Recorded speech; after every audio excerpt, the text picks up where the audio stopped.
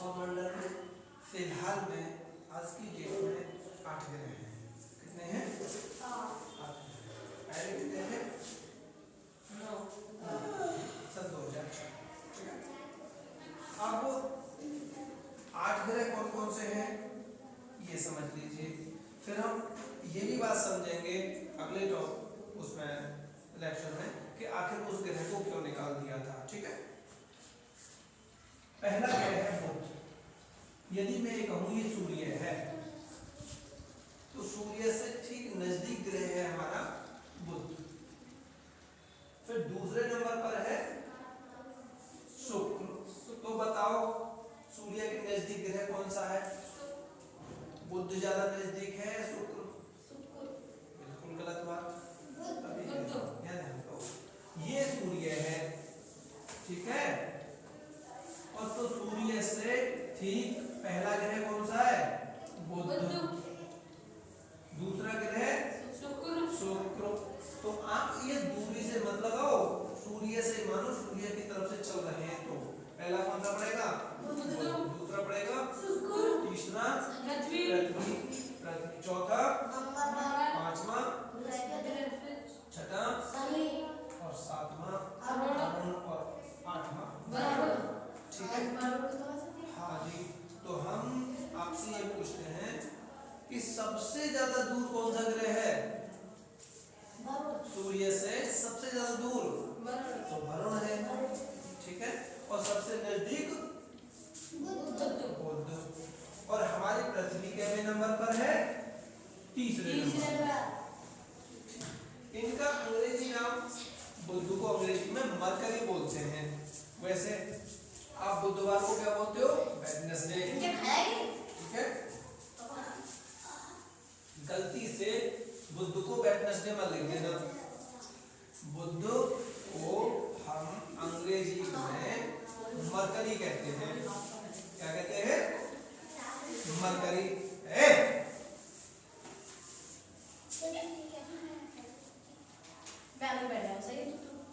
और शुक्र को हम वेनस, पृथ्वी को अर्थ, मंगल को मार्स और बृहस्पति को जुपिटर, शनि को सैटर्न, अरुण को यूरेनस और वरुण को नेपच्यून नाम से जानते हैं। इनके अंग्रेजी नाम आपके लिए बहुत ज्यादा महत्वपूर्ण हो जाते हैं, क्योंकि आगे को यदि आप अंग्रेजी से पढ़ना चाहते हैं तो आपके लिए बहुत ज्यादा जरूरी है। ठीक है। इसके बाद ये बात आती है ग्रह आखिर है क्या चीज, जिसका नाम दे रहे हैं हम ग्रह, होते क्या है। तो इन्हें आप समझ लीजिए। वैसे भी आप पहले लेक्चर में अच्छे प्रकार से समझ चुके हैं। सूर्य के चारों तरफ कुछ आकाशीय पिंड हैं जो चक्कर लगा रहे हैं। तो उनमें से कुछ के लिए हम कहते हैं ग्रह। कौन कौन से उनके लिए कहते हैं? ग्रह होने की आवश्यक शर्त क्या है? नंबर 1, पहली बात तो वो आकाशीय पिंड गोल होना चाहिए। कैसा होना चाहिए? गोल। पूर्णतः गोल हो या ना हो, लगभग गोल होना चाहिए। दूसरा, आकाशीय पिंड में अपना प्रकाश नहीं होना चाहिए। अगर उसमें प्रकाश है तो वो ग्रह नहीं है, फिर वो तारा कहलाएगा। वो जिस तारे की परिक्रमा कर रहा है उस तारे के प्रकाश से प्रकाशमान होता है। ठीक है। 2 कंडीशन हो गई है। ग्रह में स्वयं का प्रकाश नहीं होता, वो तारे के प्रकाश, अपने तारे के प्रकाश से ही प्रकाशमान होता है। ठीक है। तो ये दोनों कंडीशंस पूरी हो जाती हैं तो हम कहते हैं कि वो ग्रह है उस तारे का। जैसे सूर्य हमारा क्या है? एक तारा है। और सूर्य के चारों तरफ ये 8 ग्रह चक्कर लगाते हैं। इन 8 ग्रहों में अपना कोई प्रकाश नहीं है। इनकी आकृति लगभग गोल है, तो ये ग्रह कहलाते हैं। ठीक है। अच्छा, इसके बाद आते हैं उपग्रह। उपग्रह का मतलब होता है ग्रह का का बिल्कुल छोटा भाग मान लीजिए। वो कैसे? ये उपग्रह जो होते हैं अपने ग्रह से छोटे होते हैं और ये दो काम करते हैं। नंबर एक, पहला तो ये अपने ग्रह की परिक्रमा करते हैं और दूसरा अपने ग्रह की परिक्रमा करते साथ साथ सूर्य की भी परिक्रमा करते हैं। परिक्रमा का से मतलब है मेरा चारों तरफ घूमना। ठीक है? जैसे मैं मान लो दो बच्चे उठा दूं और ये कहूं कि ये टेबल है, ये क्या है? सूर्य है, और एक लड़की को इसके चारों तरफ ऐसे घुमाया जाए तो वो क्या कहलाएगी? ग्रह। अगर दूसरी और छोटी लड़की को उठाए और वो छोटी लड़की उसके चारों तरफ घूमती रहे उस लड़की के, तो क्या होगा? देखो, मान लो ये रही आपकी टेबल जो है सूर्य के रूप में। ठीक है जी, ये क्या रहा? सूर्य। टेबल को सूर्य तो कह रहे थे हम। अब एक लड़की उठाई जिसे हम ग्रह बता रहे हैं, वो ये रही। जब वो घूमती घूमती जाएगी तो कभी तो यहाँ आएगी, आएगी नहीं आएगी? कभी यहाँ पर आ जाएगी, ये थोड़ी एक ही जगह रहेगी, ऐसे तो घूम रही है, कभी यहाँ पर आएगी। सही कह रहा हूं? तो ये है लड़की, ग्रह है, ग्रह का काम कर रही है क्योंकि सूर्य के चारों तरफ घूम रहे हैं। हम यदि इसे एक पिंड मान लें तो ये पिंड क्या कहलाएगा? ग्रह। अब एक तो छोटी लड़की उठाई जाए और मान लो उसे इस लड़की के चारों तरफ घुमाया जाए, वो ये रही।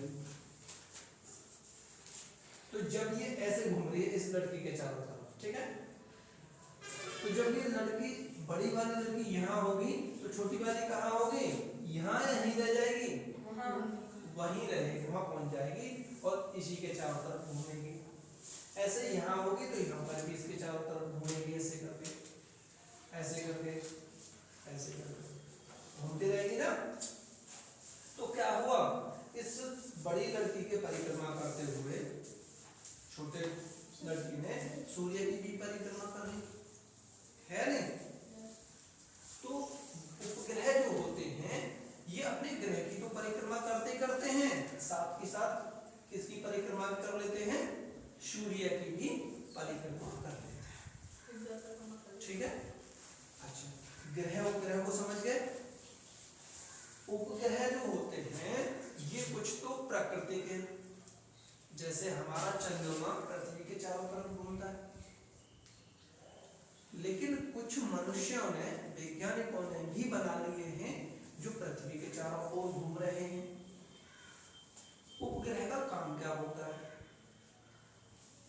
हमारी पृथ्वी के चारों तरफ जो कृत्रिम उपग्रह हैं, मनुष्य द्वारा बनाए गए हैं, वो घूम जो रहे हैं, उनसे बहुत सारी हमें सावधानी प्राप्त होती है, बहुत सारे हमारे काम प्राप्त अच्छे हो जाते हैं। वो हमें जानकारी देते हैं, जैसे मौसम विभाग की जानकारी, जैसे हम कौन सा दुश्मन हम पर कब अटैक करने वाला है उसकी वो ऊपर से ही कैमरे के द्वारा देख रहे हैं और हमें बता देते हैं, सूचना दे देते हैं। यहाँ तक कि मैं आपको एक बात बता दूं, ये कहते हैं कि बुरा काम मत करो, भगवान देख रहा है। ये कहते हैं ना, सच पूछो तो भगवान ही नहीं देख रहा। अब तो जो सरकारें जो हैं, जो देश हैं, सब देश देख रहे हैं, बुरा काम मत करो।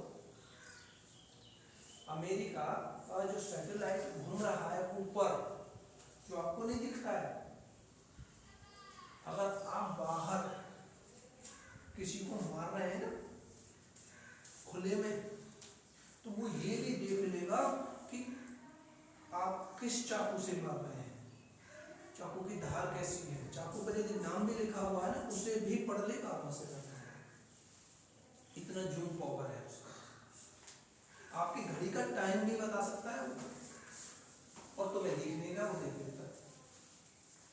समझ गए? तो कुछ भी गलत काम करने से पहले देख लेना, ऊपर देख रहे हैं, ठीक है?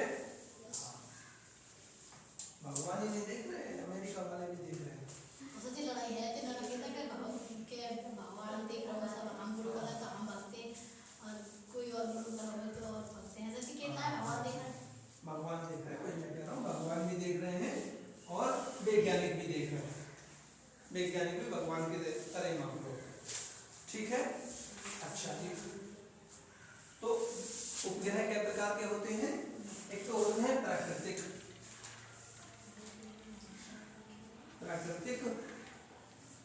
उपग्रह और दूसरे होते हैं कृत्रिम उपग्रह। वो होते हैं जो मनुष्य ने बनाए हैं।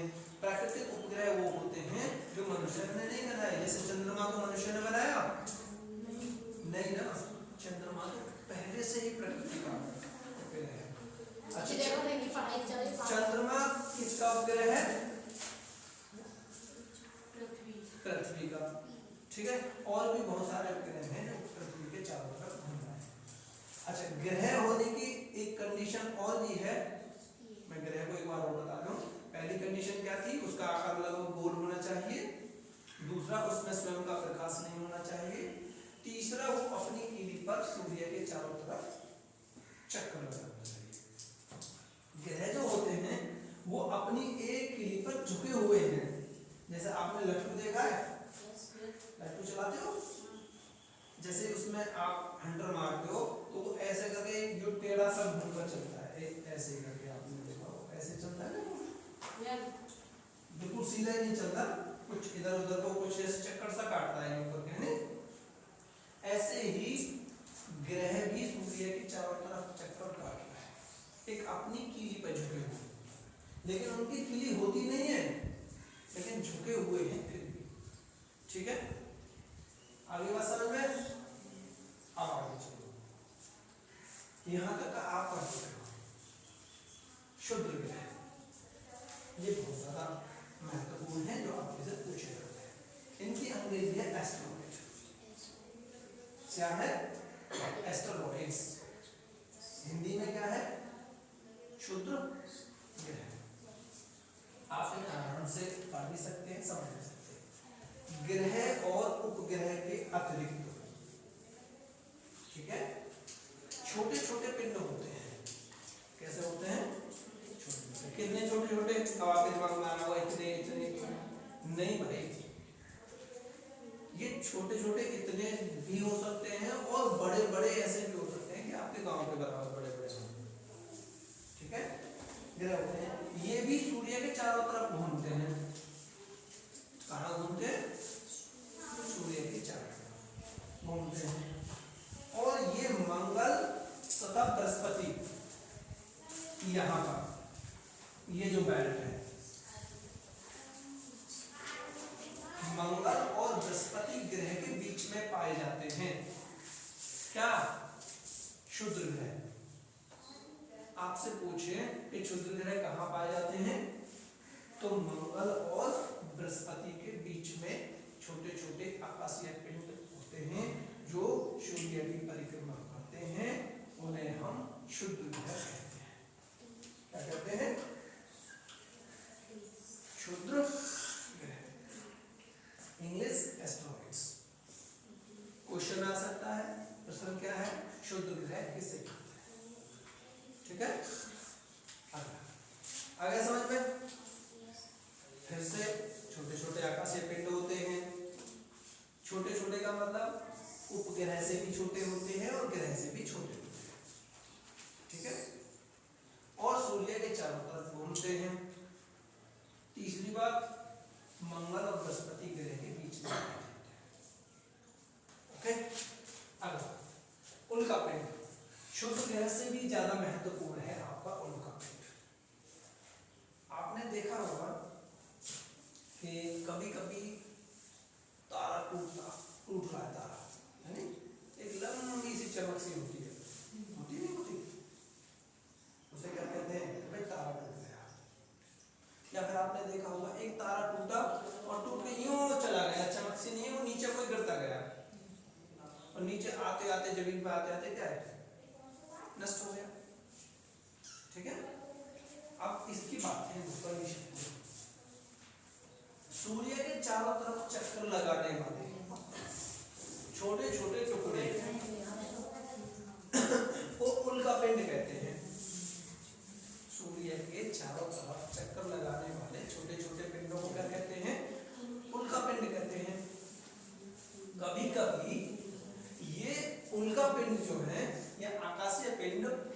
पृथ्वी के नजदीक आ जाते हैं, और पृथ्वी के नजदीक आने के साथ जो वायु, पृथ्वी का वायुमंडल है, उस वायुमंडल में घर्षण के कारण इतनी रगड़न होती है कि वो जलने लगते हैं। आप तुम कहोगे कि कैसे जलेंगे, ऊपर से ऊपर ही। आप जैसे ही अपने हाथ को ऐसे तेजी से घुमाते हैं ऐसे करके, तो देखना आपके हाथ में हवा का कुछ झोंका सा लगता नहीं लगता? yes. और अगर आप अपने हाथ में बहुत बड़ा वो लेते हैं, एक स्टील का या किसी का पंख खासा, और ऐसे घुमाओ तेजी से, तो वो इतनी तेजी से नहीं घूमेगा तुम पर, उसे हवा रोकेगी, जबकि उसमें वजन हो या ना हो। ठीक है? तो वायु ऐसे ही जब रुकावट पैदा करती है, जहां रुकावट होती है वहां घर्षण हो जाता है। क्या उत्पन्न होता है? घर्षण। ठीक है? रुकावट का ही दूसरा नाम है घर्षण। जहां रुकावट होती है वहां पर घर्षण उत्पन्न हो जाता है, और जहां घर्षण होता है वहां पर उष्मा उत्पन्न होती है।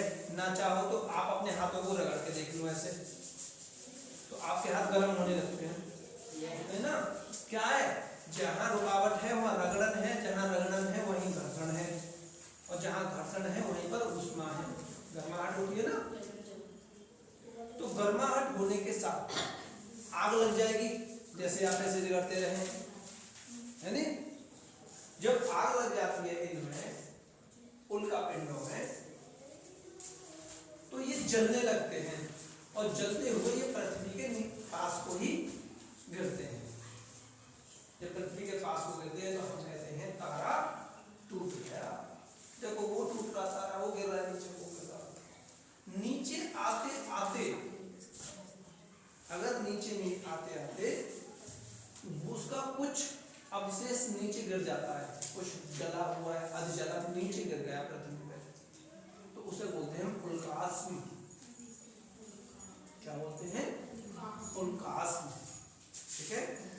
और जब वो ऊपर से गिर रहा है तो उसे बोलते हैं उल्का पिंड। बात समझ में आ रहा?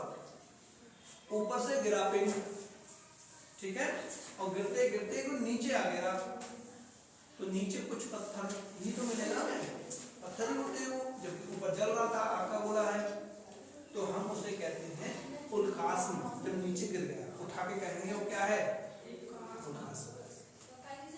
और अगर वो ऊपर ही नष्ट हो गया तो कहलाएगा उल्का पिंड। पता है समझ में? दोनों हो गए।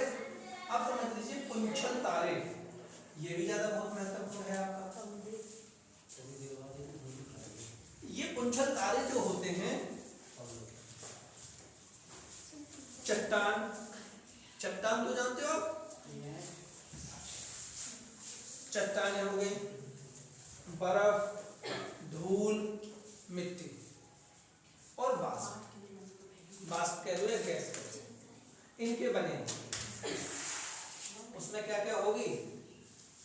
आपकी बर्फ भी हो सकती है। पानी क्यों नहीं होगा? क्योंकि पानी तो उनके साथ रहेगा नहीं, आते आते सूर्य खींच लेगा या कोई जला देगा। तो उसमें बर्फ होती है जमी हुई, शुष्क बर्फ भी कह सकते हैं उसे। बर्फ होती है और पत्थरें होते हैं, चट्टानें होती हैं उसमें, और धूल भी होती है और गैस भी होती है।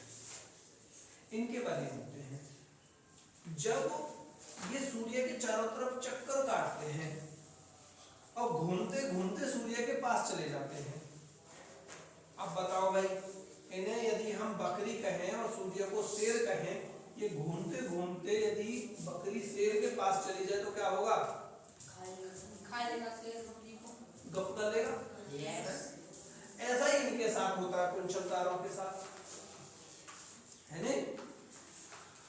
जैसे ही ये पुंछल तारे घूमते घूमते घूमते घूमते सूर्य के पास जाते हैं, तो सूर्य की गर्मी से, ताप के कारण इनका क्या हाल होता है? पहले तो ये गैस बन जाते हैं पूरे, और सूर्य क्या करता है? इन्हें खींचता है अपनी तरफ, आ जा जल्दी से। और जैसे खींचता है तो जब मान लो किसी आप गुब्बारे की गैस को खींचोगे तो गुब्बारे गैस की तरफ भागेगी, आपके हाथ की तरफ है, आगे पीछे को अपने हाथ है गैस गैस तो पीछे को भगेगी भाई। मान लो गुब्बारे को खींचने ऐसे तो हवा तो पीछे को भगेगी ना, वो उड़ जाएगा तो उठेगा तो कहाँ निकलेगी हवा, तुम्हारे तरफ हो जाएगी बाहर की ओर। तो ऐसे ही जब वो वाष्प बन जाती है तो उनकी जो आग की लो है ना, जो जलती हुई वो बाहर ऊपर को निकलती है और वो माल को सूर्य अपने अंदर खींच लेता है। क्या है जिसमें वजन होता है सूर्य उसे ले लेता है अपने अंदर को, अपने पास को, अपने ये कहो पेट कहो या उससे कहो अपनी ज्वाला कहो, उसमें भस्म कर देता है और उसकी आग जो होती है वो बाहर को निकल जाती है। जो आग बाहर को निकलती है वही आपको क्या है पुंछल तारा सा दिखाई देती है। दो तारे दो प्रकार से टूटते हैं, एक तो तारा टूट रहा है उसमें प्रकाश नहीं हो रही है, तारा ही जा रहा है। एक तारा टूट रहा है तो वो रॉकेट की तरह बन रहा है, आग सी दिखती है ना कि आग ऊपर रह गई और तारा नीचे को भाग रहा है, तो उसे कहते हैं पुंछल तारा, जिसमें आग रॉकेट की तरह निकलती हुई दिखाई देती है। और बाद बाकी वो कहते हैं हम उल्का पिंड, उसमें भी टूटता हुआ तारा। एक क्षुद्र ग्रह होते हैं जो आपके पृथ्वी मंगल और बृहस्पति ग्रह के बीच में पाए जाते हैं। तो ये कई महत्वपूर्ण हो गए हैं, मैं एक बार पढ़ दूं। धूल बर्फ एवं गैस के बने आकाशीय पिंड होते हैं, ये अपनी कक्षा में घूमते हुए अक्सर सूर्य के पास आ जाते हैं। सूर्य के ताप के कारण इनकी गैस में धूल वाष्प में बदल जाती है। यही वाष्प मुख्य पिंड से एक लंबी सी चमकीली पूंछ के रूप में बाहर निकल जाती है। गुरुत्वाकर्षण के कारण इसका सिर सूर्य की ओर तथा पूंछ बाहर की ओर रहती है। ये गुरुत्वाकर्षण बल जो है ये प्रकृति में मौजूद एक ऐसा बल है जिसके कारण हम सब लोग स्थायी रूप से टिके हुए हैं। तो इस बल को भी हम अच्छी तरीक़ा से पढ़ेंगे। बल को हम पढ़ चुके हैं, 4 बल होते हैं, ये भी पढ़ लिया है हमने विज्ञान में। और इन 4 बलों में पढ़ने के बाद मतलब थोड़ा और पढ़ने के बाद हम पढ़ेंगे गुरुत्वाकर्षण बल को, ये बता चुके हैं, ठीक है। साथ के साथ आपके उसमें आया होगा एक घर्षण नाम। क्या है घर्षण नाम? घर्षण को आप समझो रेगड़न है। क्या है रेगड़न। अगर कोई चीज इतनी चिकनी है जिस पे हाथ नहीं टिक रहा है तो उसमें घर्षण ही नहीं है। क्या तो घर्षण का होना बहुत जरूरी है। खुरदरा कोई आपके दिमाग में ऐसा क्वेश्चन हो जो समझ में ना आया हो और आपके मन में उठ रहा हो तो आप पूछ सकते हैं। पूछोगे कुछ? किसी को पूछना बताओ।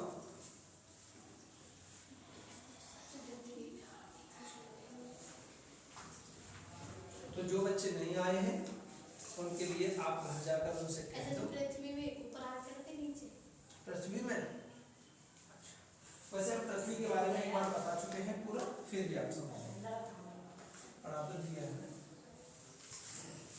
पृथ्वी आज से लगभग ये मानते हैं कि कई अरब साल पहले पृथ्वी का जन्म हुआ। उस समय पृथ्वी पर आग ही लग रही थी, चारों तरफ पृथ्वी में आग लगी हुई थी। घनघोर वर्षा के कारण पृथ्वी की ऊपर की आग तो ठंडी हो गई है, ऊपर की चारों तरफ। लेकिन जैसे जो गोबर के कंडे होते हैं उसके ऊपर की आग ठंडी हो जाती है लेकिन अंदर आग रहती है, आज भी पृथ्वी में ऐसे ही अंदर आग मौजूद है। यहाँ से खोद कर चालू कर दो खोदना तो अंदर गर्म ही निकलेगी। यही कारण है जब आप पानी निकालते हैं ठंड के दिनों में तो तुम्हें कैसा मिलता है? गर्म मिलता है। अब तुम ये कहोगे तो गर्मियों में निकालते हैं तो ठंडा क्यों मिलता है? पानी को ठंडा नहीं होता है, आपका शरीर गर्म हो गया, पानी तो ऐसा ही निकलता है गर्मियों में भी और सर्दियों में भी, वो तो इतनी ही गर्म है। लेकिन बात यह है कि जब आपका शरीर गर्म हो जाता है तो आपको वही गर्म चीज ठंडी लगने लगती है नहीं? और जब आपका शरीर ठंडा हो जाता है तो वही ठंडी चीज आपको गर्म लगने लगती है। ठीक है? ये कौन सी चीज गर्म है ये डिपेंड करता है हमारे ऊपर। जैसे मैं तब तक गर्म या ठंडी नहीं कह सकता हूं किसी चीज को जब तक कि उसके सामने दूसरी चीज ना ला दी जाए। ये वही वाला खेल है। जैसे बताओ ये रेखा लंबी है या छोटी है? हैं? लंबी है ये। आप ये कहोगे कि ए बी कैसी है? लंबी रेखा? नहीं साहब, बताओ। जैसे नीचे वाली लंबी है ऊपर वाली छोटी है। अब होगी ना छोटी? ऐसे ही होता है। हम एक के पक्ष में कोई भी बात नहीं कर सकते जब तक हम दूसरा पक्ष नहीं देख लेंगे। हमने देखा कि आप कह रहे थे ये लंबी है, जैसे ही मैंने बीसी खींची आप कह रहे छोटी है। तो हमें कब कहना है कि गर्म है या ठंडा है? जब हम दूसरा देख लेंगे। ठंड के दिनों में देख रहे हैं तो हमें पृथ्वी गर्म लग रही है अंदर, गर्मियों में देख रहे हैं तो पृथ्वी ठंडी लग रही है नीचे। लेकिन वास्तव में पृथ्वी नीचे गर्म होती जा रही है। और बिल्कुल बीच में एट द सेंटर पॉइंट, जैसे तरबूज देखा है, तरबूज के ठीक बीच में क्या मिला है? गोला सा बीज निकलते हैं उसमें। हाँ। बिल्कुल बीच में। हाँ। इसका मतलब तरबूज ही नहीं खाया तुमने। जैसे खाओ बीच में। ठीक बिल्कुल बीच में एक अंडा सा होता है जिसमें एक बीज नहीं होता। हाँ, एक भी नहीं होता। ना वैसे जो गोल गोल होता है। हाँ बिल्कुल गोल गोल होता है। होता नहीं होता? हाँ। उस अंडे से कोई खाने के रहते हैं सब चक्कर में बस यही मिल जाए। तो ऐसे ही उस पृथ्वी के ठीक बीचों बीच में आग जल रही है बिल्कुल। और आप देख लेना पृथ्वी के बारे में हमने बताया है पिछले लास्ट के जो एपिसोड है उनमें अच्छा करके देख लेंगे। ठीक है? और किसी को कुछ पूछना है? नहीं? क्लियर हो गया? बंद करें? ठीक। आपके जितने भी साथी हैं उनसे कह दो वो स्कूल ना आ पाए तो वीडियोस देखकर पढ़ाई करें।